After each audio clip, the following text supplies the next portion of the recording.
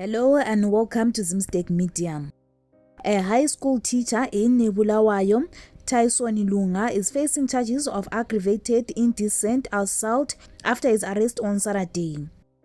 Lunga was looking after the students at Milton High School's hostels, is alleged to have indecently assaulted 9 students on different occasions. The matter came to light after the Learner Welfare Department from the Ministry of Primary and Secondary Education interviewed the boys at the school. What we did was to task the Learner Welfare Department psychologist so that they have their ways of getting information out. They interviewed the kids. Some of them were shy about it, but the rest exposed what was happening in the school. The kids opened up on what was happening on the ground. So far, the confirmed cases are 9, said the Bulawayo Provincial Education Director, Bernard Muzarabani.